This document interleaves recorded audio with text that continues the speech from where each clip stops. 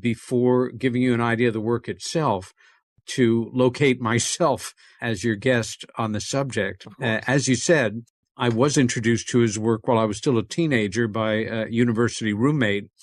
And I knew in attempting to read that first book, which I got about halfway through the first time, called Character Analysis, that I was reading the work of somebody who was unlike anybody who I had ever read before that. And I was a very inquisitive kid. I grew up in a reading family. I loved the world of books and knowledge, and coming of age in the 60s, this really appealed to me. But it wasn't for another 10 years that I really got involved in the work. 10 years of reading made it come alive intellectually, but at a certain point, I learned that Dr. Reich's first assistant for the last 11 years of his life, and he passed in 1957, was alive and well, certainly in his 70s at the time, but still practicing as a medical orgonomist and to terms.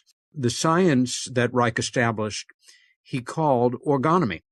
It's a word that simply is a hybrid word between organism, orgasm, the operating functioning principle of which is how energy functions in the living and non-living realm.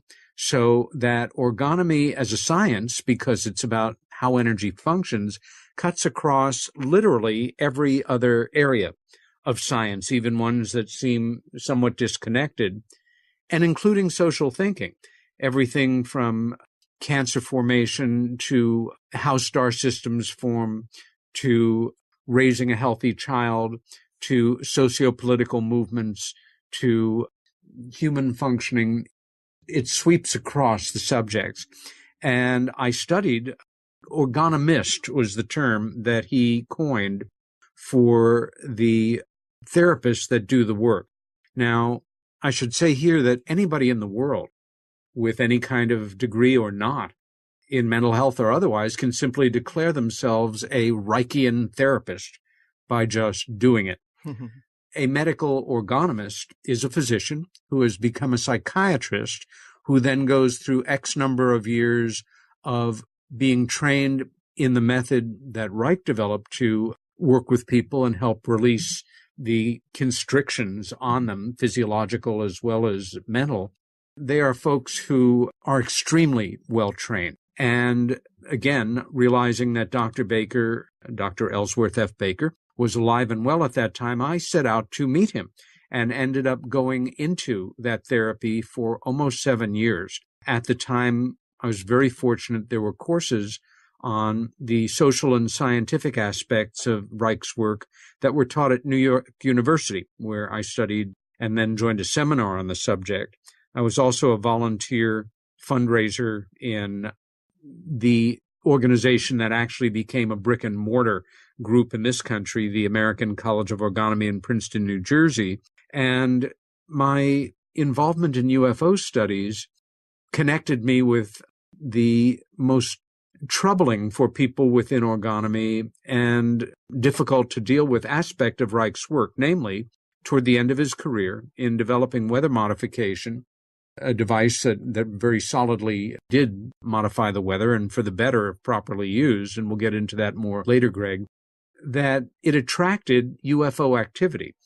And Reich had the courage, and I guess to a degree the naivete, to publish around that, even though backed up by the observations of local people and colleagues, and scientifically noted during all the observations, it was still used very effectively to help identify him in the popular imagination as a quack. He thought he could modify the weather. He, saw UFOs, etc. I've also had the privilege and pleasure of speaking at Reich conferences around the world, most recently this past summer in Athens, Greece. So, where do we stand here?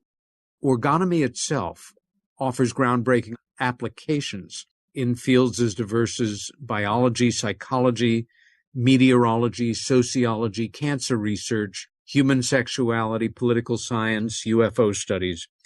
But some of its key findings challenge accepted physical laws. And this was something that caused a brief connection with Albert Einstein and then a split with him in 1940. It also challenges some of society's most significant social and moral underpinnings, and for many, this is unforgivable. Hence, the biases that we see in his work. So, as far as a sketch of his life, Reich was born in 1897 in what's now the Austro-Hungarian Empire. Mm-hmm. And as in all people, great and modest, early childhood experiences add up. His father was a very stern bureaucrat. His mother, very sensitive and artistic piano teacher. Willie, as he was called as a child, and his brother Robert grew up on a rural estate, observing nature at every turn, including, animals having sex. This was just part of his basic life and not something special. He was half Christian, half Jewish by birth, but never practiced either religion, and grew to observe that in his mind, all organized religions tend to be more of a source of ignorance and suffering than enlightenment or happiness. Cheers to that. Yeah, exactly. I guess one could say that the critical moment in his adolescence was as a teenager coming upon his mother and her lover and being so upset and so confused and so troubled about it that he brought the subject to the attention of his father, who came down like 10 tons on his mother, who committed suicide. His father, guilt-ridden, stood out in a storm until he got pneumonia and passed away. This is how he came through his teenage years. I think as a psychotherapist, one of the things that it gave him was a tremendous depth of compassion and understanding about the human condition and how difficult things could be in just growing up intact. 1914, the First World War begins. He enlists in the Austro-Hungarian military, and for the next 4 years, fights in World War I. He is an artillery officer, and by 1918 and the end of the war, old Europe has been blown into oblivion. There is no more state to go back to. There is no money. There is nothing. His brother is still alive, but for him, as an extremely bright young man with an eye toward the sciences, he enrolls in medical school in Vienna, where he supports himself as a tutor for other medical students. Now, can any of us imagine what it must have been like to be in Vienna, in medical school in 1920, 21, whenever, and hearing more and more about this brilliant, pioneering man of science and the human condition named Sigmund Freud. And Reich was certainly drawn to Freud's work. And after graduating from medical school, he presented himself to Freud, so to say, became a pupil of his, then went on to become one of his inner circle, and in fact worked as Freud's primary first assistant for the next 6 years. The two of them parted ways in 1929, when Reich, after much clinical work and observation in the Freudian psychoanalytic tradition that was being developed at that time, presented case findings to Freud supporting his view that literally all human neuroses at their deepest levels were rooted in some kind of sexual dysfunction, malaise, pathology, absence thereof, however you want to see it. Freud, of course, had become famous for his theory that some, if not many, if not most, human neuroses had their roots in a sexual basis. But all of them, I think for Freud himself, who, and I don't mean to play games with language now, but at that point was emerging from his pioneering, brilliant, young, idealistic self to become the great Sigmund Freud, and an institution, so to say, also in Victorian, somewhat prim Vienna at that point in the early 20s. This was too much of a stretch, and they went their ways. Reich was not able to persuade Freud of his point of view, at least to the point that Freud could publicly accept it, although who knows what he felt privately. Reich's departure from the Freudian ranks created kind of a backlash of resentment among many of his colleagues, many of them who went on to become the best known of that first wave of Freudians. And it was here that the myth of Reich's mental instability began. And it was something that would follow him for the rest of the life. But why did the Freudians in the circle who closed around Freud after Reich's departure feel that he was mentally ill? Well, because he had left Freud in the Freudian circle. Surely that in itself was an indication of it. I mean, give me a break. But at this point, the so-called great social experiment going on in the Soviet Union, yes, it was totalitarian government. Yes, it was the origins of modern communism. But many people still held out hope that the revolution might evolve to become something of a genuine, workers' state with justice for all and all of that. Of course, nothing could have been further from the truth. However, it was right in that window of time that Reich decided, well, the communists are willing to allow me to do my work in a sponsored setting. And so he joined the Austrian Communist Party in 1927, intending on marrying the revolutionary mission of their already existing mental health clinics, which they had around the country, to helping to restore healthy sexually functioning in couples, in workers who were primarily uneducated factory people. So these clinics were called sex pol, simple hybrid word between sex and politics clinics. And they were extended from Austria into Germany and into the Soviet Union. And Reich began to work with the therapists that he trained in and directly working with workers in helping them restore what he termed a meaningful sexual equilibrium. Well, horror of horrors for the communists, as couples would actually begin to become what I would term emotionally healthier and build more and more of their lives on this wonderful thing at the center of their relationship, a loving sexual reality. Their first concern shifted from production quotas and the revolutionary principles of the party and fulfilling their jobs as cogs in the great machine of scientific socialism to each other and to raising healthy, happy children. This caused the communists to boot Reich out of the party and to extend the myth of his insanity, because how could he possibly be a decent socialist human being and put individuals before the needs of society? From that point on, Reich became an avowed anti-communist and was expelled from the party officially in 1934. So, where does this leave him now? I'm bringing up a quote here to give our listeners a sense of where this extraordinary man stood at this point in his life. And this is the quote: "This is what I am fighting for, the prevention of emotional human misery by the establishment of a normal and natural, that is, orgastically satisfying human life in the masses of people." Now, I don't have to tell you, Greg, that to any group or individuals intent on controlling the lives of others in any number of ways, these are the words of a truly dangerous man. Right. The party never forgave him for this and would go on to help to damage his reputation in a way almost to death later on in his life.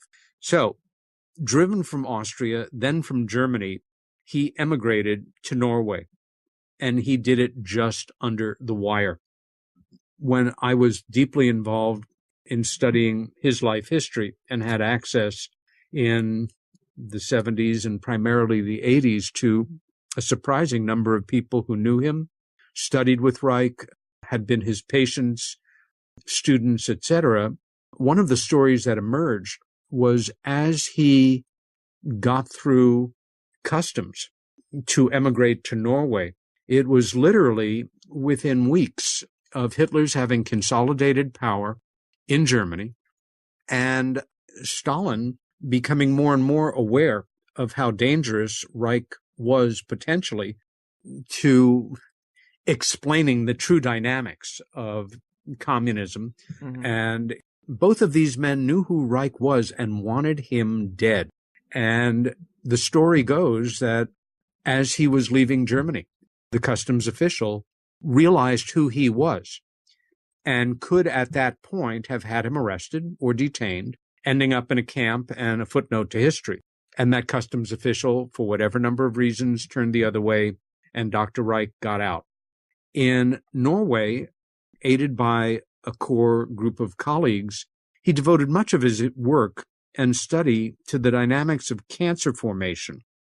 Let me jump out for a moment here and observe that for most people who have heard Dr. Reich's name, they've heard it, maybe on a radio show like yours or in a documentary, or they've read something about him in an article or somebody's book, or, heard somebody give a lecture on him. But the great number of people who know his name have never read a single word of any book that he ever wrote, or any of the hundreds of articles or monographs he ever wrote. He was an incredibly prolific writer, and at the time of his death in 1957, there were some tens of thousands of pages of unpublished material in his estate.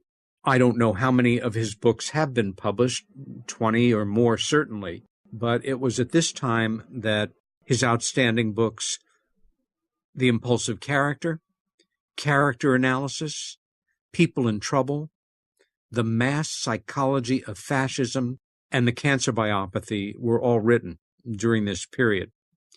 In considering the work he was doing in getting to some of the essentials of cancer formation, this with the understanding, of course, that there are certain kinds of cancers that are environmental, hereditary, and caused by other factors, but there are other cancers that are aided by or have emotionally driven bases, that the resignation of the human bioenergetic system, the characterologically breathing more shallowly for most of your life and making parts of your body more oxygen-starved than others, will create sites where cancer loves to attach itself and form. In Norway, again, people who heard about his work but did not educate themselves to it. Lay people, people of science alike, began to wonder about this guy, and a rather nasty campaign emerged in the press, kind of a sign of signs to come of the terrible campaign against him in the American press in the late 40s and into the 50s.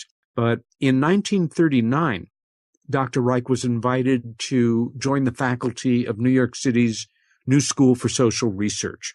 And so in 40, he emigrated to the United States, where he settled in Forest Hills, Queens, a then very quiet district of the borough where I was born in New York City, and it's here that he established a private practice. He continued his writing. He refined his character analytic therapy, as he called it at the time, and energetic functioning in people was now his primary interest, and his key efforts directed toward, I can best say, dissolving the chronic muscular contractions in his patients.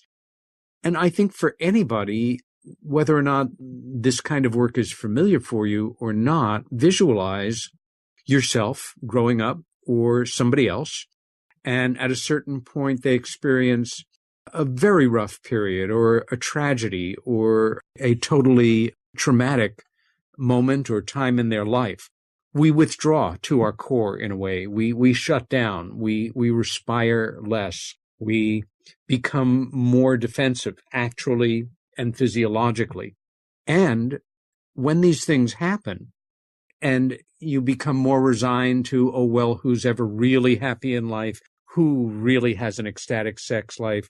Whose dreams ever really come true? I guess it's just a matter of settling and, who's ever really happy? And what does the word mean anyway? And I think I need more starchy and sugary foods and to watch more television and just get real with the world. That we do create physical armor in our musculature, that it sort of reestablishes itself, it sets in. It holds us in place. In the kind of therapy that Reich designed, which is, I think, absolutely brilliant, and not to be confused with many of the so-called Reichian techniques, but medical orgone therapy per se is about attacking and breaking down this musculature armor and allowing people to respire at a deeper level, to become enraged if, they've kind of lost the ability to be angry. And it's very important for a healthy person to be angry. Anyway, these were the main things that he was involved in at this point in his work. And then in his laboratory work, in looking for a possible way to measure or calibrate what he called orgone energy, he developed a very simple device.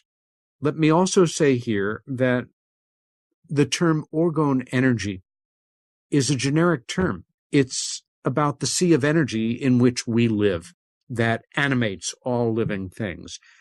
The Hindus called it the prana. The Victorians called it the ether. Right.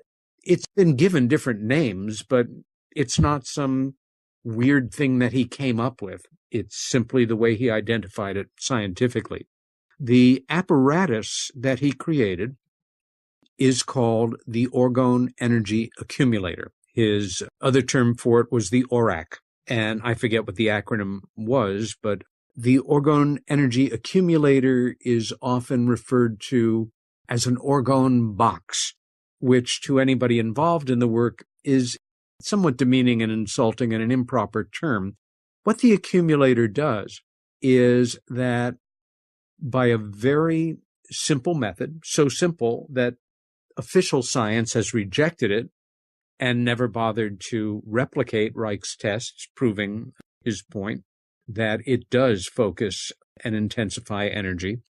It's simply layers of organic and inorganic material in a box-like form. It can be as big as a shoebox, which you could use for seed germination or other experimental uses, or as large as, say, a old-fashioned phone booth that you can sit in. Reich built and designed a room on his property in Maine later in life to function as an accumulator. And I know Dr. James DeMeo, who runs the Orgone Biophysical Research Laboratory, which anybody can Google and learn more about. And I should say it's up in the Northwest, closer to you than me. The Orgone Biophysical Research Laboratory. You can also Google OBRL, or the Green Springs Laboratory just outside of beautiful Ashland, Oregon. Dr. DeMeo has also built a room in which there are separate accumulators, but the room itself is an accumulator. So how do they work? Organic material holds energy, whether it's wood or clay or cotton. Mm-hmm. Inorganic material reflects energy, whether it's sheet metal or screening or steel wool. So you could build an accumulator out of layers of plywood and steel wool, or out of layers of homosote, the kind of heavy gauge board that you can buy at a lumberyard, and cotton batting, or out of pine panels and sheet metal. The strength of an accumulator is determined by the number of layers. This summer, when I was in Greece staying with a good friend after the conference I spoke at, she had a accumulator that you could sit in that I believe was 12 layers of alternating metal and wood. The metallic layer, as I recall, needs to be on the inside. The organic layer, on the outside. And when you sit in one of these devices, which I've been doing on and off since I was in my 20s, and you relax, depending on how light sensitive it is, many of them have openings, for air or you can see out of, or maybe in a completely dark environment, you begin to feel a slight tingling on your skin, a slightly elevated sense of energy in your body. And if it's in complete darkness, you will ultimately see what Reich called spinning waves, these tiny little endless particles of light that will just spin like a corkscrew for a second and then disappear. We see similar things if we allow ourselves to kind of get past our grown-up conditioning and, let's say, lie on your back on the grass in a quiet area and look up at the sky. As children, we see these things automatically, that the sky is filled with energy. When you bring it to the attention of an adult, they will explain to you that you are seeing things or that it's just some this or that, but not actual real energy in the sky when it really is. Again, the size of the accumulators really determines their power, but they do work, and it is a real scientific principle. However, because they don't plug into anything, because they don't have a motor attached to them, because they don't run on some kind of chemical thing, they have simply been dismissed outright as quackery by establishment science. And as we see with the ridicule factor in UFO studies, is a very similar one here. And one could argue the same for some of the brilliant Nikola Tesla's discoveries and findings during his lifetime. But for that kind of mind, the mantra is, it can't be, therefore it isn't, therefore it's something else. And it's obvious that this guy was some kind of sex quack who believed in hocus-pocus alternate energy and flying saucers, and in that sense is easy to dismiss. I guess the point I'm trying to make here is for any of you folks listening to this radio show, and, you know, Greg has an amazing history as a broadcaster in bringing topics to the public attention, which are certainly outsider topics. For most of you, I hope this will be at the least an interesting couple of hours of radio. But there will be some of you who will say, I have heard about Dr. Reich's work. I've heard different things about him. But you know what? I am one of those people who has never actually read any of his books.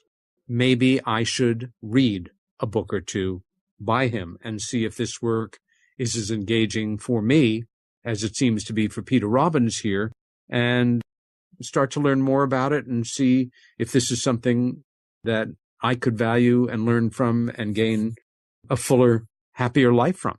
And that is something I encourage any one of your listeners to do.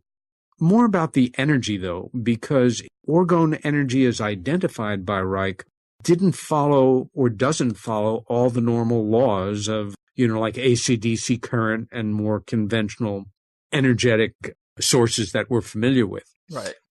Unlike conventional energy systems we are accustomed to thinking in terms of, in which, like conventional electrical energy, the energetic potential moves from the stronger system or the source to the weaker one. Orgone energy flows from the weaker system to the stronger, and that's very important to keep in mind.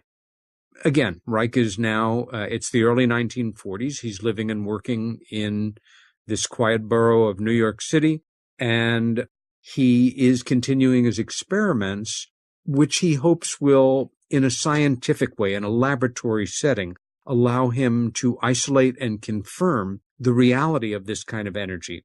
He's also aware of the controversy an announcement of such a discovery might create in conventional scientific circles. So he continues to verify his findings without seeking or public acknowledgement or other official scientific verifications. Now, one of the experiments he develops, and it's one that as a layperson I replicated many years ago, and that's another exciting thing about Reich's scientific work, that he makes certain claims. And with rare exceptions, anybody who studies the work and who has even the most basic sense of conducting an experiment, which you don't need, even a high school education to do, you can verify for yourselves the results of the experiments that he developed. And this one, which he named TO-T, was calculated to measure the actual heat differential inside of an Orgone accumulator when compared with an identical sized control box. Now, for some people, this is like ho-hum stuff. For me, it was terribly exciting to think, wow, if this is true, then not only does it show in scientific terms what I experience when I sit in an accumulator and what other people have reported as well, but it does it in a way that official science would really have to contend with. And in fact, he does create this experiment and replicates it successfully on a number of occasions, as do colleagues of his following the exact same series of protocols. Again, it would be about building a small Orgone energy accumulator, X number of layers of organic and inorganic material, but nothing else going on with it, and a control box, the exact same size and dimension, each with a thermometer inserted in a prescribed way to read on a daily basis. So he fulfills these experiments, and then we come to a rather remarkable moment in his life and history, where in December of 1940, he sends a carefully worded letter about his work, specifically focusing in on the TO-T experiment, to Dr. Albert Einstein, arguably the best-known scientist in the world at this time. Mm-hmm. The actual letter, Greg, written in German, says in part, and I'm quoting here, "Several years ago, I discovered a specific biological energy, which in many ways behaves differently from anything that is known about electromagnetic energy. The matter is too complicated and sounds too improbable to be explained clearly in a brief letter. I can only indicate that I have evidence that this energy, which I have called Orgone, exists not only in living organisms, but also in the soil and in the atmosphere. It is visible and can be concentrated and measured." And he put that in italics. That was his emphasis. "And I am using it with some success in research on cancer therapy," end quote. Well, exactly. 6 days later, he received a response from Dr. Einstein inviting him to demonstrate this claim in person in his laboratories in Princeton, New Jersey. Now, for those people who have read treatments of Reich's life and said, oh God, he thought, the commies were out to get him, and then the FDA was out to get him, and then official science, and he was paranoid and, thought the government was watching him and things. Well, all these things were actually true. And it's important to note here that the meeting was arranged through Einstein's secretary assistant, a woman named Helen Dukas, and it was set for January 31st, 1941. Now, that afternoon, Reich had driven from Queens, New York to Princeton, and the two men met together for more than 4 hours. During that time, Reich actually demonstrated his findings with the laboratory equipment he had brought for Einstein.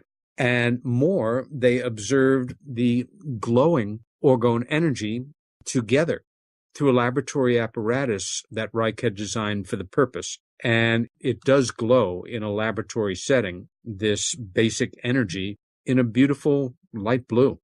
The physicist, Einstein that is, acknowledged the glow that he was seeing, but refused to rule out what he described as the subjective element. Toward the end of his meeting with Reich, he noted that he said to Reich that if true, and he was seeing it for himself, it would be a great bomb. The understanding there was to physics. He asked, because among other things, what he was seeing violated a little something called the second law of thermodynamics, which is that equal volumes tend to equalize in temperature. And in fact, they were not doing so in TO-T. He asked Reich to loan him the equipment that he had brought so that he could continue to replicate these experiments for himself. And I'm bringing up another quote here because although I'm well versed in this material and obviously, can talk about it pretty much freewheelingly, quotations are important. And in anticipation of their meeting, Reich had written in his notes, quote, orgone constitutes the field that Reich is searching for. Electricity, magnetism, gravitation, etc., depends on its functions. So, again, Reich loans him the equipment, and Einstein spends the next week conducting and studying and replicating again and again TO minus T. And on February 7th, this is all moving very quickly, he wrote to Reich that he had confirmed and reconfirmed Reich's findings. The accumulator repeatedly registered an average of 0.3 to 0.4 degrees centigrade higher in the control box. Amazing. It was at this time, however, that one of Einstein's assistants offered a simple explanation for the temperature differential, and in fact, a much too simple explanation, that it was caused by convection, or that is the difference between the air temperatures under and above the table the accumulator and the control box had been set on.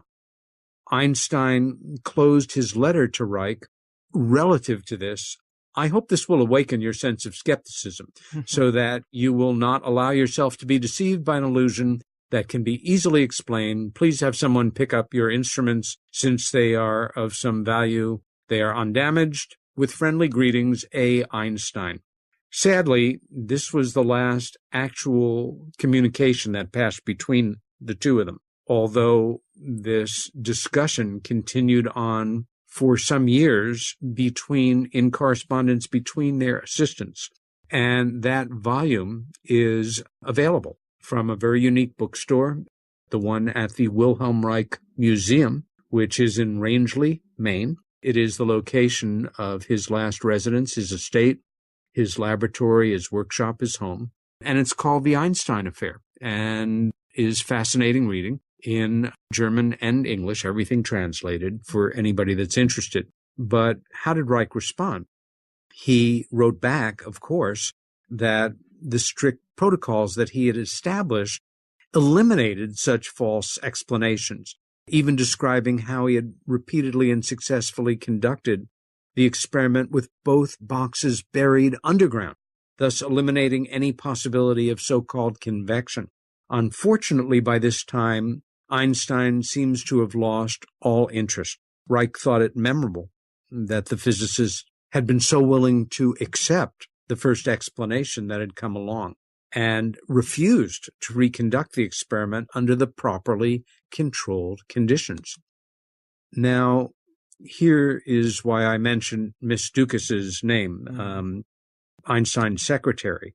At the time, all of Einstein's mail was being screened by her, and she might have had her own reasons for not wanting her employer to confirm Reich's findings. When they entered the country, the United States, in 1933, both Ms. Ducas and Dr. Einstein were put under fairly close FBI observation. They were aware, of course, of the great scientist's leftist-leaning sympathies, but they, more importantly, strongly suspected Ms. Ducas of being an active asset of Soviet intelligence since at least 1929. Wow. So for the Soviets to have an active agent in place as the secretary to Einstein, who, again, liked her, she knew his routines, he had no cause to dismiss her. He thought of her, I think, as he thought of himself, as a leftist-leaning progressive person, but probably was too busy and caught up in too many more ethereal thoughts and scientific thoughts to consider her an actual Soviet spy. Mm-hmm. Again, the Soviets were out to destroy Reich's reputation in any way that they could. And it's also important to note here that about this time, Einstein would already have been drafted into a project called the Manhattan Project and been very involved in developing the first nuclear bomb, and certainly had interests that on their own, even if he had not been sort of directed away from Reich's work, in not having the time or the interest perhaps in replicating this experiment properly, and maybe felt who needed to. If it was true, a great deal of what his reputation was built on and that of other physicists would be open to question, that orgonomy as such and Reich's study of how energy functioned in this specific realm might be problematic to his work, his philosophy, etc. There we have that. Now, Reich had trained other physician psychiatrists in the method that he had developed coming way out of Freud. It involved very little talk and a lot of physical activity. And I know it not in an intellectual way, but having done it for almost 7 years of my life and appreciated the benefits of it. But the FDA, which now is a problem enough for us, at the time was really run by not much more than a bunch of thugs, were looking to take Reich down. Their red flag was that coming into this period that was going to be the McCarthy era and out of a period in American public life that was fairly sexually tamped down at the edges, right, that he posed a threat to the American public because he was interested in sex and this weird energy. And, their problem, though, was that no one had ever once registered a complaint about Dr. Reich, about any of the therapists that he had trained, either with the AMA, the American Psychiatric Association, or with the FDA itself. But in 1947, a first negative article and a more vicious, more inaccurate article on Reich has never been published. It was called The Strange Case of Wilhelm Reich. The author was a woman named Mildred Edie Brady, and it appeared in the New Republic magazine, which of course is still in print. Had Reich followed the advice of his attorney and those closest to him and taken legal action against Ms. Brady for the scurrilous and, in fact, libelous remarks that she made, I think it would have shut her up, and very little in the way of similar attacks would have followed. Unfortunately, he did not do this. And shortly thereafter, the Time magazine published an article called The Marvelous Sex Box. Brady's article was read by more and more people, and you can go online and find The Strange Case of Wilhelm Reich in the New Republic, published in May of 47, and read it for yourself. But it accused Reich of stating, which he never did, that the Orgone accumulator was a cure-all. And Ms. Brady, we should note here, was not a routine freelancer. She had a history working actively with communist causes and was a person who seemed to have a real investment in bringing down Reich. Now, there's no question that the article was completely libelous. What Reich was also not aware of at the time was that Brady was friends with Reich's actual lawyer, something that the lawyer never made public or never told his client. And in fact, they conspired together to a degree. Sad stuff for sure. Definitely. Ultimately, Reich went on from here to realize that he could continue to train therapists and do therapy himself, and that individuals would gain some real benefit from it. However, it would be the equivalent of trying to straighten out a fully grown, twisted tree. You can't do it. And he felt, although he encouraged, and his therapist certainly continued and continue now to do the work, and there's a great deal of value to it, that he should put more of his attention on infants and what matters in bringing a healthy infant into the world and protecting its rights, its safety, its emotional health, to have a potential to grow to be a healthy, happy, contributing human being. Right. And it's not hard to damage an infant. God knows we've all seen it done with some, poor, harassed mother screaming at a baby because she's hit her limit. It's, Reich would call it the murder of Christ yet one more time. He also felt that he needed to be in a place where he could conduct his experiments in a more open, natural atmosphere than Queens, New York, and ended up buying a very beautiful property in Rangeley, Maine, where he built a remarkable building. It is now, again, the Wilhelm Reich Museum. But when he was living there, it was his home, his laboratory, an observatory, a painting studio, a library, examination rooms, all integrated into one brilliant structure. In fact, I don't know if I've ever been in a building which is so intelligently designed to be a home, and you move to another part of it, a laboratory, another part of it, examination rooms for patients, etc., etc. He began to do a series of experiments in Maine, one involving a very small amount of radium in an accumulator. And the results that it produced were horrific. This tiny speck of obviously radioactive material in a simple accumulator toxified the entire area for months and made people working with Reich and in the general area ill. It took months to clean the area of the effects. But for anybody who feels that accumulators, are nonsensical, try that experiment for yourself and experience the results. So this brings us, Greg, up into the early 1950s. Okay. And at that time, working with his groundskeeper, he developed a very simple apparatus, again, bearing in mind all he had learned about how energy functions, and when dealing with orgone energy, how the energetic potential flows from the stronger to the weaker, rather than the weaker to the stronger, as in conventional electricity. What he developed was a brilliant yet incredibly simple apparatus that came to be called the cloudbuster.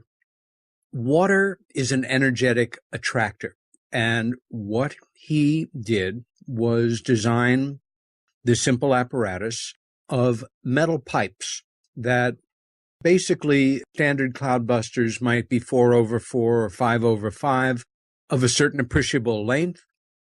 He experimented with different metals, and the pipes, again, were in sort of two rows, one over, one under. The back of each pipe was connected to a long piece of industrial BX cable with the wiring pulled out. Again, this is the larger equivalent of the BX cable that snakes through all of our homes with wiring in it. It was mounted in a manner that could be adjusted for elevation and for direction.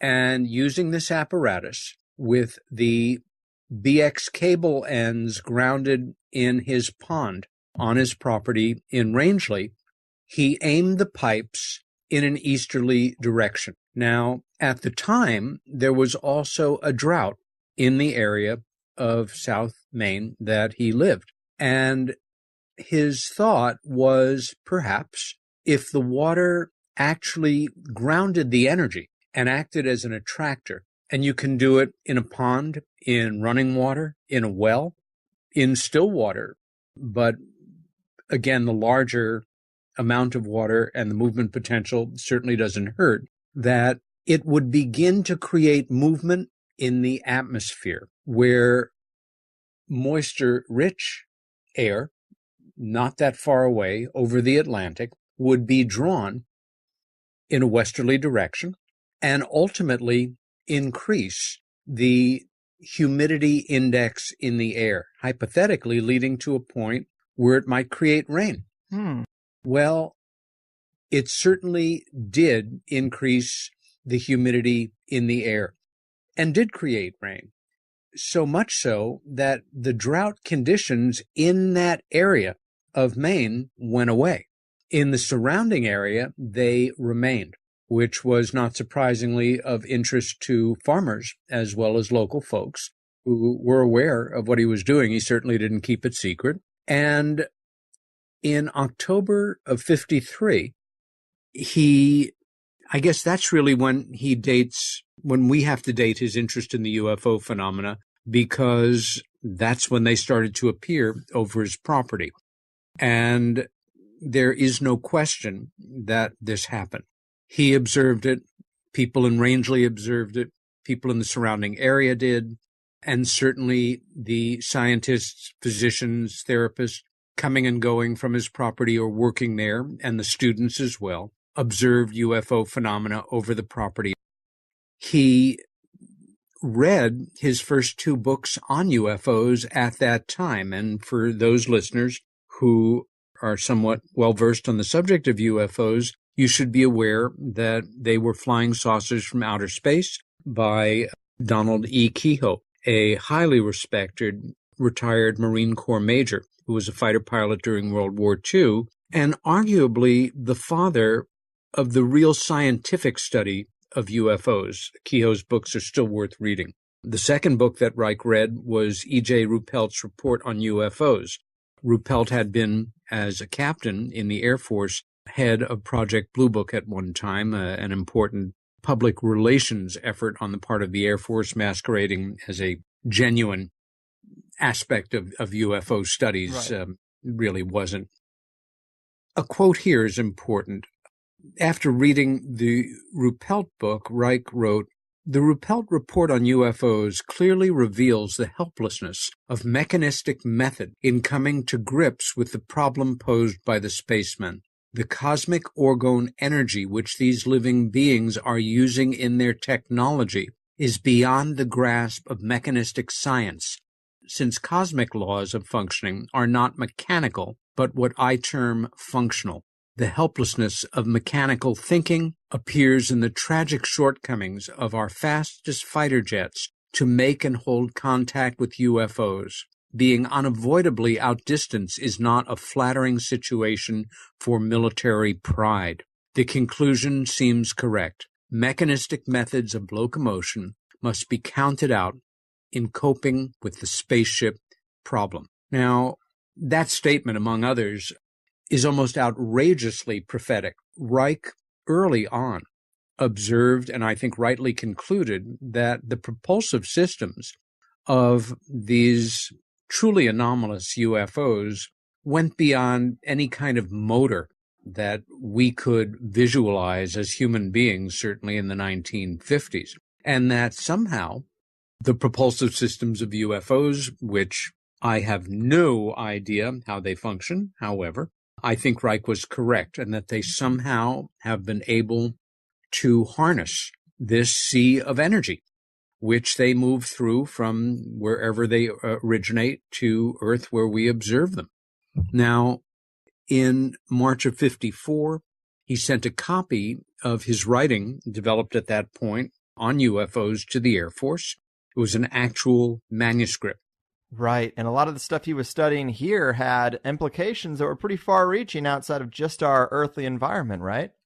When all was said and done, basic to Reich's understanding of the universe was the pervasive presence of this energy, which he called orgone, implying the possibility of life in space, which is something that we now fully acknowledge, even on the most conservative ideas put forward by astronomers. At this time, Reich's questioning encompassed a great deal more than human neuroses and armoring and health in infants and weather systems. He was looking at how galactic currents work, the formation and destruction of star systems, the origins of the universe itself. And again, along with his deepening involvement in cloud busting, he now began. It's just amazing the way this man's mind worked in terms of nuts and bolts scientific thinking. He now began a careful examination of the stars themselves and set about to prove that some stars did not behave like others, and in fact were UFOs. I remember when I first read about this stuff, Greg, it all appears in a book called Contact with Space, which is absolutely brilliant. And the last book that he wrote, it was published a month after he died, posthumously in December of 1957, However, it was only printed in an edition of 500. Even if you're not interested in orgonomy, oh boy, what a valuable book to have in your library. I know a handful of people who actually have editions of the book, like most readers of the book. I have long had a first-generation copy made and sold at the bookstore of the Wilhelm Reich Museum in Rangeley, Maine. But I would also say that Contact with Space is probably the worst first book of Dr. Wilhelm Reich's to read. It is based on more than 35 years of scientific study, experimentation, theoretical thinking, proving for himself in a way that makes perfect sense, going from one subject to another when you understand how energy functioning cuts across all of his interests, going back to Freud and into the world of galactic formations, UFOs, etc. But to read it as a first book, where he is simply going on about the reality of UFOs and cloud busting, for a layperson, especially somebody who is predisposed to think that he was not mentally all there, it ain't the best book to start with, but an essential book to any serious student of his work. And in Contact with Space, again, brilliant nuts and bolts thinking about how do you establish certain things that are so sweeping with conventional apparatus. And what he did in this examination of stars was use nocturnal time-lapse photography. The investigative technique was simply using a 35-millimeter camera, which was mounted on a tripod, carefully set to face the night sky with the shutter open. And the experiment produced some unexpected results. The huge majority of stars, of course, cause a slight line as the Earth rotates in the course of a night. And, that's what you get, this huge series of lines in this circle revolving around, the North Star. Some of the stars, obviously, the real stars produce the white lines indicating the Earth's rotation. Mm-hmm. However, a small number of other dots of light that were there to start with simply vanished in the course of that open shutter during the night, indicating that they were not stars. And in fact, the only logical deduction was that they were truly anomalous UFOs. I should also say here, I'm using the term UFOs, but flying saucers was still the accepted term. In that point in the 1950s, it wasn't until 55 or certainly 1956 when the term unidentified flying object, or UFO, actually emerged. So we're now in October, early October of that year of 1953, and UFOs are being observed over the property as he continues cloud busting. And finally, he decides to do something that he had been hesitating, which was to aim the cloud buster at a UFO. And who knew what was going to happen? Was it, going to blast him with some science fiction beam of light, or what was going to happen? And again, I pulled up a quote here because I feel it's warranted at this point in my going on. Sure.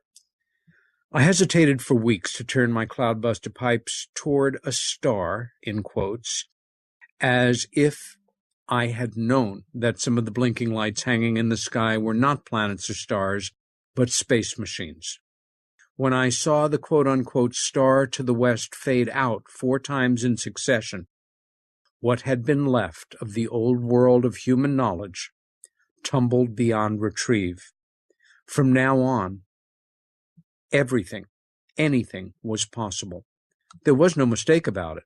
3 more people had seen it. There was only one conclusion. The thing we had drawn from was not a star. It was something else. And I take it back. The term UFO was in being used at that time, a UFO. The shock of this experience was great enough not to repeat such an action until 10 October 1954. Well, Reich and his scientists working with him decided that what needed to be done, in the same way that before presenting his findings to Einstein, he had to establish his findings in such concrete scientific terms that the world of establishment scientists would have a real challenge in refuting them. Mm-hmm. And so what they set about to do was find an area where he could conduct weather modification work with the intention of creating rain in an area where it had not rained for such a long time and in such an amount that the cloudbuster work itself would have to be seen as the cause of the rain. They established fairly early on that the driest area in the United States was in Death Valley, but it was not practical to conduct cloud-busting experiments there. The area that they settled on was just outside of Tucson, Arizona, where he leased 10 acres on the prairie right outside of Tucson. And that summer, he and a small cadre of colleagues, including his daughter, Dr. Eva Reich, who was a physician, Dr. Baker for some of the time, who was my therapist when I was in medical orgone therapy in the 1980s and the 70s, late 70s. Dr. Eva Reich's husband, who was a man named William Moyse, who was a trained cloudbuster operator, and others drove 2 cloudbusters out from Maine to this area in Arizona, where they set up and began to work. And over the next weeks, the energetic potential, the humidity, the relative humidity index in the air began to build. Very exciting, certainly. And I should say this was not in the summer. This was already autumn in October of 54. Once they had settled in, they commenced their drawing operations, which was the term applied to cloud busting, regularly observing the atmosphere with the meteorological instruments, recording every aspect of what they were observing in accordance with strict scientific method.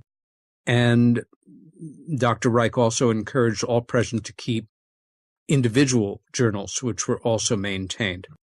By November 7th, and they began work the 19th or the 20th, by November 7th, the usual humidity index, relative humidity, so to say, of 15,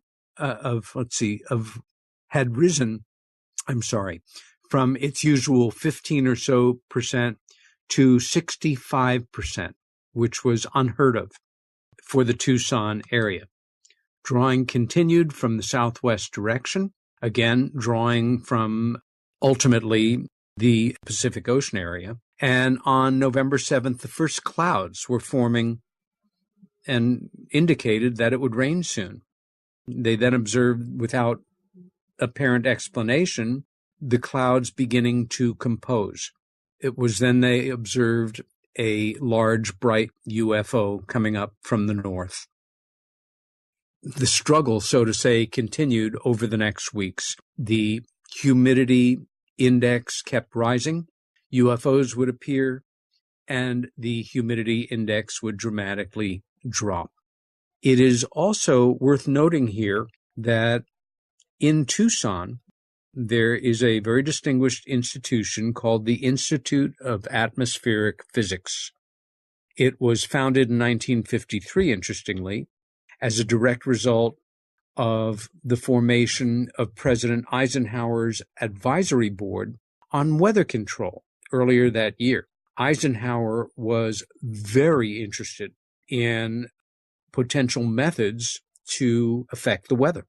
One can theorize that perhaps part of it was interest in weather as a weapon, but certainly in farming and in creating rain where there was none, in busting droughts. It would be a very valuable tool to have. The administrator of the Institute for Atmospherics was a good friend of Eisenhower's named Lou Douglas, who was also a major fundraiser for the Republican Party. And Douglas had hired a brilliant atmospheric physicist named Dr. James McDonald, who was working at the newly established Institute for Atmospheric Physics in Tucson at the exact time that Wilhelm Reich was overseeing cloud-busting operations at the edge of Tucson right then and there. Dr. McDonald certainly would have had a genuine interest in Reich's work, but we don't know if the two actually ever met and talked.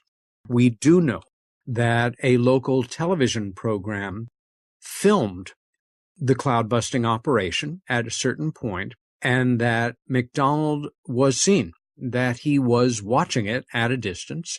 Reich was not on location at that moment, so it's interesting to wonder about this. The reason I bring it up is because this brilliant, decent man, James McDonald, who, again, was an atmospheric physicist, whether or not he was able to connect with Reich, whatever his interest was in cloud busting, he emerged some years later as the most significant proponent for scientific ufology and the study of ufology to be taken very seriously by the American scientific establishment, put his life and his reputation on the line to try to create this Herculean effect in the scientific community, was beaten down, was made fun of,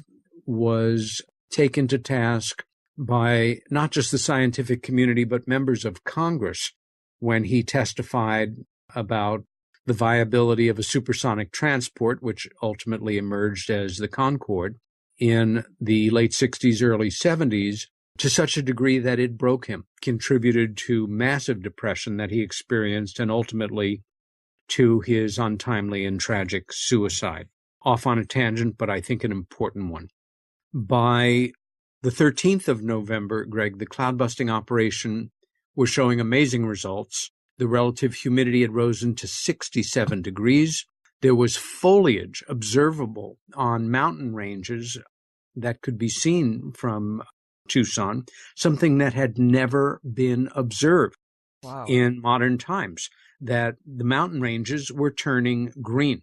For me, you know, as a layperson with a passionate interest in aspects of science, obviously Dr. Reich's work, which has governed a certain amount of my life, for most of my life, the same things that I apply as an investigative writer in UFOs, looking for small details, human details, simple scientific details that illuminate the bigger story, emerge right here. Several weeks, a week, 2 weeks before it actually began to rain and broke every weather record in the history of Arizona, still to this day, prairie grass began to spontaneously sprout up in the acreage of the leased site where they were doing the cloud busting operation. And I want your listeners to take a moment and think about that dormant seeds in that sand for decades and decades. And, you know, seeds are amazing things. Seeds that were in the Great Pyramid for millennia have been sprouted. And there are other examples of that. It's just one of the great miracles of the way that life functions on this amazing planet.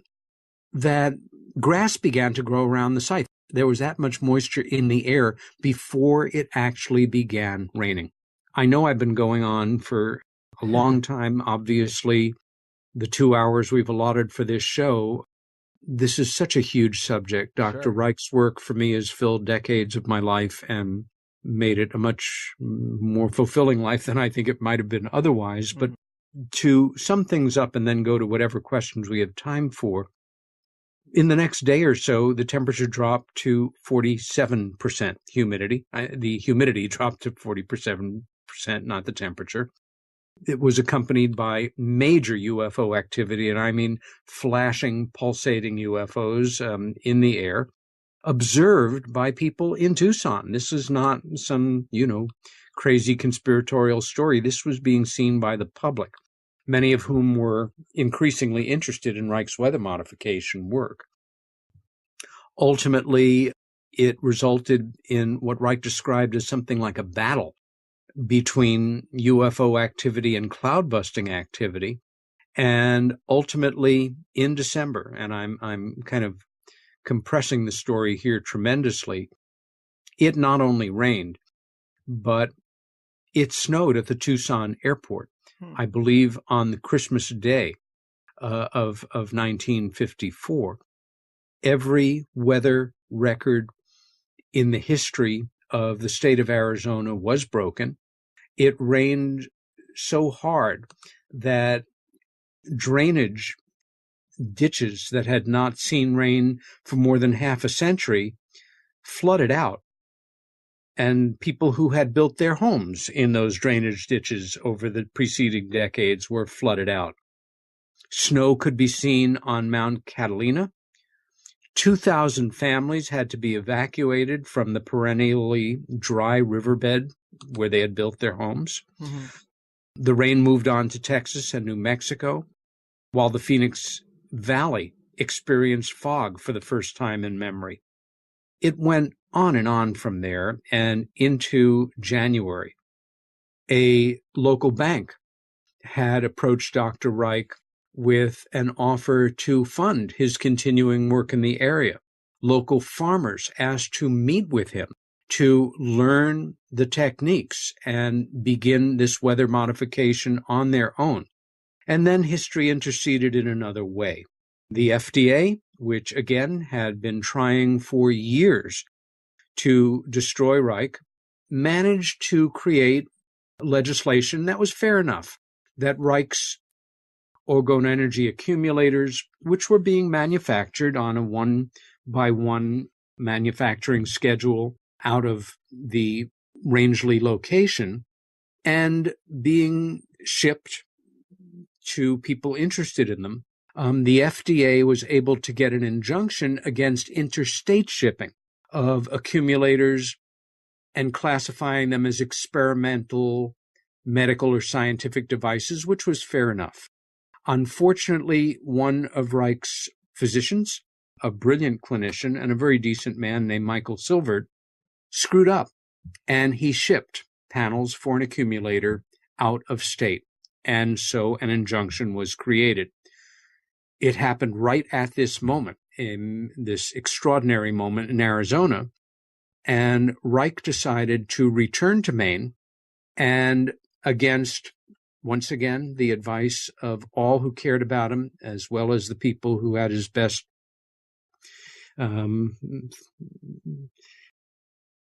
interest? Yes, exactly, in mind, that he decided that he would take personal responsibility, absolving the clinician who actually shipped the panels, although Dr. Silvert was consumed with guilt about having done so, more that he would use the court case as an opportunity to present the validity of his work in an American court. Well, it blew up against him in several ways. Number one, his attorney, who really had been conspiring against him for years and was a friend of the judge who had the case, really let him down. And his attempt to present the validity of his work would absolutely not be accepted by the court. He was judged guilty of interstate shipment of a unproven scientific medical device, and was sentenced to a year in prison, which he served in Lewisburg State Penitentiary in Pennsylvania.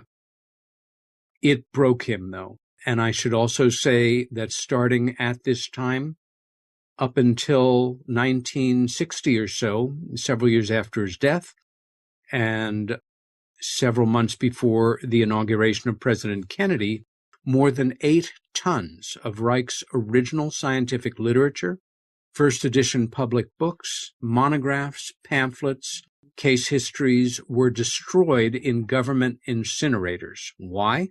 Because the FDA had managed, in their injunction, to state that Orgone energy was a hoax, a fraud, a fantasy, and any reference to it, they had the right to burn books.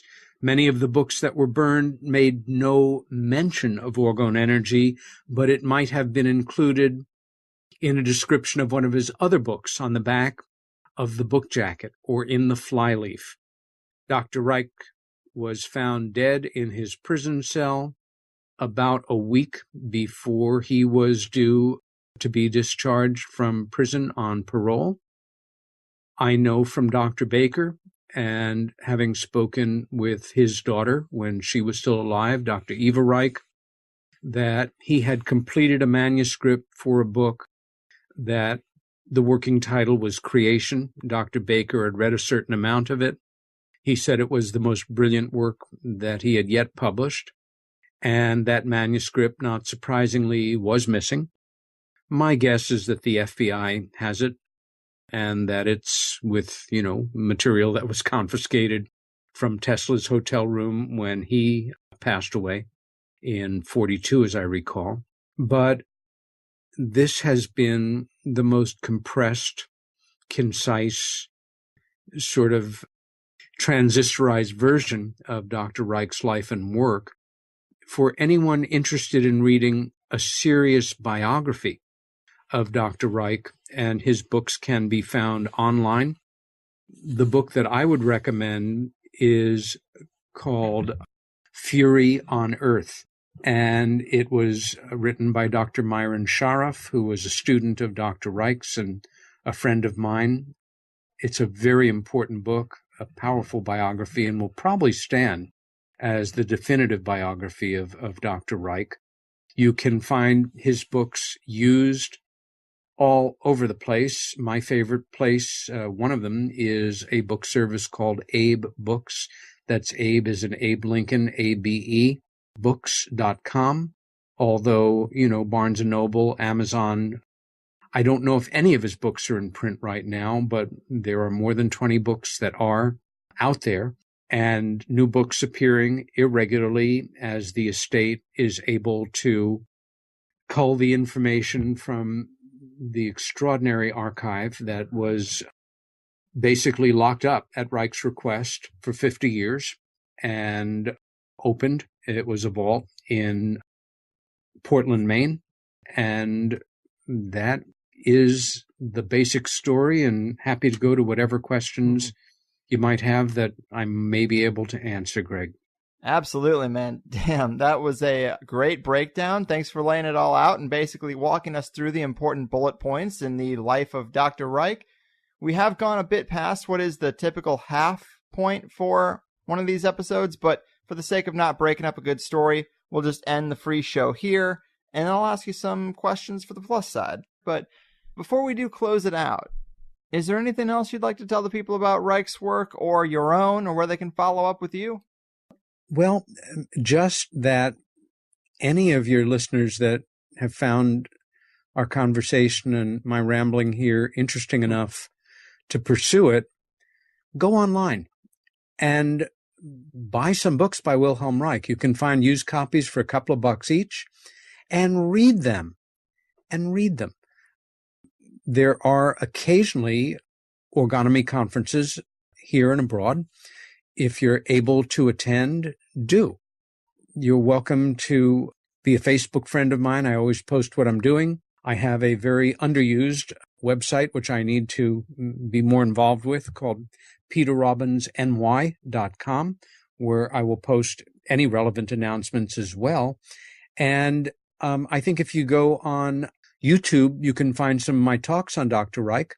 And otherwise, I really enjoyed having this opportunity, Greg, and we'll look forward to returning the show at some future date.